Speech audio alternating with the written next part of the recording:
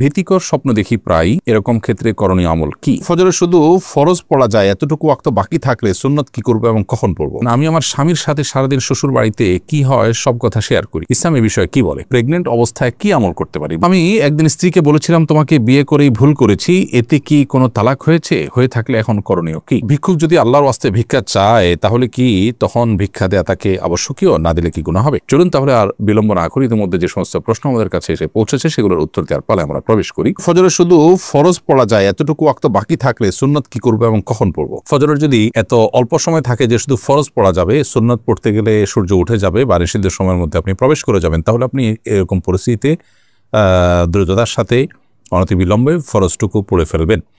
আর সুন্নত যেটা আপনার পড়া হয়নি সেটা সূর্য উদিত হওয়ার পরে পড়বেন, কারণ এ সম্পর্কে তিরমিজিতে আবু হুরায়রা রাদিয়াল্লাহু আনহু হাদিসে নবী করিম সাল্লাল্লাহু আলাইহি ওয়াসাল্লাম বলেছেন, মাল্লাম ইউসাল্লি রাকাতাল ফজর ফালিউসাল্লি মা বাদা মা তাতলুউশ শামস। যদি কেউ ফজরের 2 রাকাত নামাজ না পড়ে থাকে বা মিস করে থাকে তাহলে সূর্য ওঠার পরে যেন সে পড়ে। অতএব এই 2 রাকাত আপনি সূর্য ওঠার পরে পড়বেন। মাহবুবা আমিন আপনি লিখেছেন, আমি আমার স্বামীর সাথে সারাদিন শ্বশুর বাড়িতে কি হয় সব কথা শেয়ার করি, ইসলাম এই বিষয়ে কি বলে? উত্তর হলো সাধারণ ঘটনাবলী, যেগুলো কোনো দর্শনীয় কোনো বিষয় নয়, যেগুলো জাস্ট তাকে আপডেটেড রাখার জন্য, সেগুলো বলতে কোনো অসুবিধা নেই। আর যেগুলো অন্যের দোষচর্চা সংশ্লিষ্ট সেগুলো থেকে বিরত থাকতে হবে, এবং গীবতের মধ্যে যেগুলো পড়ে নিষিদ্ধ গীবতের মধ্যে সেগুলো করা যাবে না।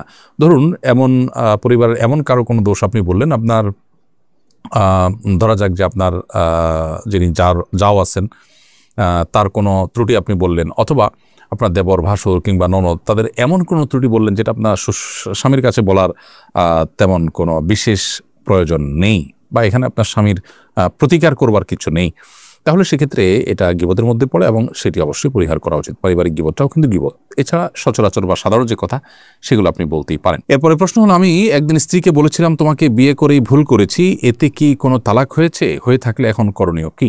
প্রিয় দর্শক, স্ত্রীকে যদি কেউ বলেন যে তোমাকে বিয়ে করে ভুল করেছি, তাহলে সেটা তালাক হিসেবে বিবেচিত হবে না, এটা কোনো প্রকার তালাকের মধ্যে পড়বে না। তবে এই ধরনের কথা পরিহার করা উচিত একজন স্বামীর, কারণ বিয়ে করে ফেলেছেন, সম্পর্ক হয়ে গেছে, এখন সামনে একসাথে পথ চলা কীভাবে সুন্দর হয় সেটি করবেন, এবং বিচ্ছেদের কোনো চিন্তাও যেহেতু করছেন না, তাহলে সেক্ষেত্রে এমন কথা বলা যেটা নিজেদের মধ্যকার সম্পর্ককে নষ্ট করতে পারে, অবনতির দিকে নিতে পারে, সেটা কখনো বুদ্ধিমত্তার পরিচায়ক হতে পারে না। অতএব তোমাকে বিয়ে করে ভুল করেছি এই কথা বলে আপনি এখন আরেকটি ভুল করলেন, যে ভুলটা মাসুল হয়তো আপনাকে দিতে হবে দাম্পত্য কলহের মধ্য দিয়ে। এই জন্য এ ধরনের কথা স্বামী স্ত্রী পরস্পরকে কেউই কাউকে বলা উচিত নয়। এরপরে প্রশ্ন হলো, ভিক্ষুক যদি আল্লাহর ওয়াস্তে ভিক্ষা চায় তাহলে কি তখন ভিক্ষা দেয়া তাকে আবশ্যকীয়? না দিলে কি গুনাহ হবে? উত্তর হলো যে কেউ আল্লাহর ওয়াস্তে কিছু চাইলে তাকে দেওয়া উচিত সাধ্য অনুযায়ী, বিশেষ করে সে যদি অভাবী মনে হয়। হাদিসে এই মর্মে আমাদেরকে উৎসাহ দেওয়া হয়েছে, কেউ আল্লাহর জন্য বা আল্লাহর শপথ করে বা আল্লাহর দোহাই দিয়ে কিছু চাইলে তাকে যেন দেওয়া হয়। নবী সাল্লাল্লাহু আলাইহি ওয়াসাল্লাম সেরকম হাদিস রয়েছে। অতএব এরকম কেউ যদি চায় আল্লাহর দোহাই দিয়ে আপনার কাছে, তাহলে তাকে দেওয়া উচিত যদি সাধ্যে থাকে। যদিও এই উচিতের মানে এই নয় যে এটা ফরজ ওয়াজিব, মুস্তাহাব পর্যায়ের, এটা দেওয়া উত্তম।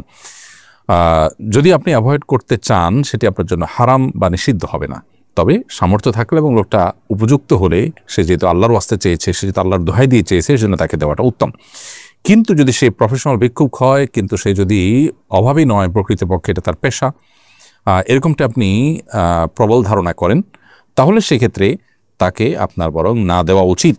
কারণ পেশাদার ভিক্ষুকদেরকে ভিক্ষা বা তাদেরকে সাহায্য না করার ব্যাপারে ফুকাহা একরাম পরামর্শ দিয়েছেন, কারণ তার জন্য সাহায্য চাওয়া জায়েজ নয়। আপনি তাকে ভিক্ষা দিয়ে মূলত তার সেই পেশায় তাকে টিকিয়ে রাখছেন এবং তাকে উৎসাহ দিচ্ছেন একরকম, এই জন্য সেটা কিন্তু জায়েজ নয়। এরপরে প্রশ্ন হলো, মনসুরা শিকদার আপনি লিখেছেন, প্রেগনেন্ট অবস্থায় কি আমল করতে পারি বোন?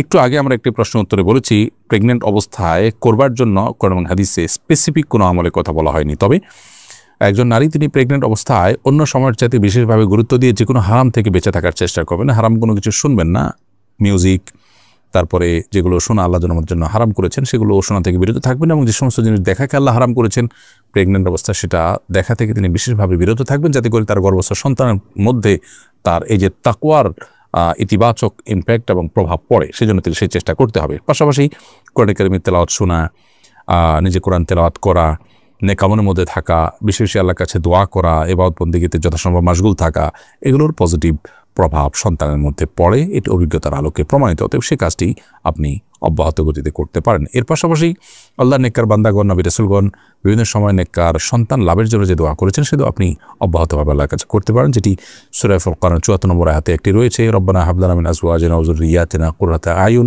ওয়াজআলনা লিল মুত্তাকিনা ইমামা। এর পাশাপাশি আর রয়েছে রব্বি হাবলি মিনাস সালিহিন, হে আল্লাহ আপনি আমাকে নেক সন্তান দান করুন, রব্বি হাবলি মিন লাদুনকা যুররিয়াতান তাইয়্যিবাহ ইন্নাকা সামিউদ দুআ, সে দোয়াটা আপনি করতে পারেন। এরকম আরও বিভিন্ন দোয়া রয়েছে, সেগুলো আপনি আল্লাহর কাছে নিবেদন করতে পারেন। এছাড়া দুরুদ, ইস্তিগফার, সাধারণ দোয়া আল্লাহর কাছে করবেন, যাতে করে আল্লাহ তাআলা প্রেগন্যান্সির আওয়ারটাকে আপনার জন্য সহজ করেন এবং সন্তান যে দুনিয়াতে আসবে সে আশাটাকেও সহজ করেন এবং তাদেরকে নেককার সন্তান হিসাবে কবুল করেন। শয়তান থেকে দুনিয়াতে যে ফিতনা রয়েছে, ফিতনা থেকে সন্তানকে যেন আল্লাহ হেফাজত করেন, সেজন্য আপনি দোয়া করবেন। ভীতিকর স্বপ্ন দেখি প্রায়, এরকম ক্ষেত্রে করণীয় আমল কি, কোরআন সুন্নাহর আলোকে জানাবেন। স্বপ্নে যদি আমরা এমন কিছু দেখি যেটা দেখে আমরা ভড়কে যাই বা যেটা দেখে আমরা দুশ্চিন্তাগ্রস্ত হয়ে পড়ি কিংবা আমরা কিছুটা প্রেশান এবং অস্থির হয়ে পড়ি, তাহলে সেক্ষেত্রে আমাদের করণীয় কি, এ প্রসঙ্গে সহিহ মুসলিম বর্ণিত হাদিস যেটি আবু কাতাদা রাদিয়াল্লাহু তাআলা আনহু বর্ণনা করেছেন নবী সাল্লাল্লাহু আলাইহি ওয়াসাল্লাম থেকে, সেখানে আমরা সুনির্দিষ্ট নির্দেশনা পাই। তিনি বলেছেন, আর রুইয়া সালিহা মিনাল্লাহি ওয়া রুইয়া সু মিনাশ শাইতান, ভালো স্বপ্ন আল্লাহর তরফ থেকে হয় আর খারাপ স্বপ্ন শয়তানের তরফ থেকে হয়ে থাকে। যে স্বপ্ন দেখার পর আপনার মধ্যে ভালো লাগা কাজ করবে, আপনার মধ্যে উৎফুল্ল ভাব আসবে, আপনি সুস্পষ্ট কোনো ইঙ্গিত অনুভব করবেন, ভালো কোনো ইঙ্গিত অনুভব করবেন, সাধারণত সেটি আল্লাহর তরফ থেকে হয়ে দেখানো হয়েছে বা আল্লাহ দেখিয়েছেন, সেরকম সুধারণা করা যায় বা সেরকম আলামত এখান থেকে বোঝা যায়। আর যে স্বপ্ন দেখার পর আপনার অস্বস্তি কাজ করে, ভীতি কাজ করে, ভড়কে যান, এগুলো সাধারণত শয়তান দেখায় মানুষকে।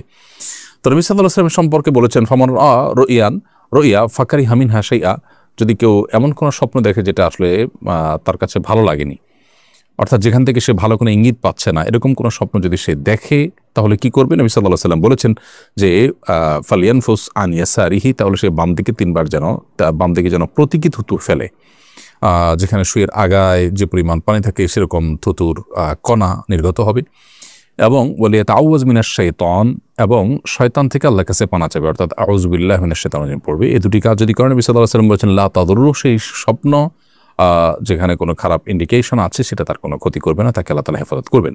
এবং আরেকটি নির্দেশনা নবী সাল্লাল্লাহু আলাইহি ওয়াসাল্লাম দিয়েছেন, তা হলো ওয়ালা ইয়াখবিরু বিহা আহাদা, এবং কাউকে সংবাদের খবর দিবে না। এর পাশাপাশি নবী সাল্লাল্লাহু আলাইহি ওয়াসাল্লাম বলেছেন, ফাইন রাআ রুইয়া হাসানাহ, যদি ভালো স্বপ্ন কেউ দেখে তাহলে সেক্ষেত্রে সে সেখান থেকে যেন সুসংবাদ গ্রহণ করে এবং সেটা নিজের খুব কাছের লোকজন ছাড়া বাকিদেরকে যেন না বলে। এই হাদিস থেকে পরিষ্কারভাবে বোঝা গেল, স্বপ্ন ভালো হোক আর মন্দ হোক, জনসমক্ষে স্বপ্ন খুব বেশি বলে বেড়ানো, এটা নবী সাল্লাল্লাহু আলাইহি ওয়াসাল্লামের সুন্নাহর পরিপন্থী। সাহাবা ইকরাম নবীজির কাছে প্রশ্ন করতেন স্বপ্নের উত্তর জানার জন্য, সেটা ব্যক্তিগত উদ্যোগ এবং একান্ত ঘরোয়া উদ্যোগ, একান্ত কাছের লোকদের মধ্যেও নেওয়া উদ্যোগ। আর এর বাইরে কোরআন এবং সুন্নাহতে যে সমস্ত স্বপ্নের কথা আল্লাহ তাআলা উল্লেখ করেছেন সেটা আমাদের শিক্ষা গ্রহণ করবার জন্য। এছাড়া মানুষের নিজের দেখা স্বপ্নকে পাবলিক প্লেসে বলে বেড়ানো, এইটা বিশেষ করে আপনার ভালো হোক মন্দ হোক এই স্বপ্নগুলোকে সবার কাছে বলে বেড়ানো, এটা এই হাদিসের আলোকে বোঝা যায় যে সুন্নাহর পরিপন্থী। অতএব আপনি যদি কোনো স্বপ্ন দেখার পর ভড়কে যান, বাম দিকে 3 বার প্রতীকী থুতু ফেলবেন, আউযু বিল্লাহি মিনাশ শাইতানির রাজিম পড়বেন। কোনো বর্ণনায় 2 রাকাত নামাজ পড়ার কথা বলা আছে, যদি সম্ভব হয় 2 রাকাত নামাজ পড়বেন, এবং পার্শ্ব পরিবর্তন করার কথাও বলা আছে। অতএব এই কাজগুলো আমরা করতে পারি।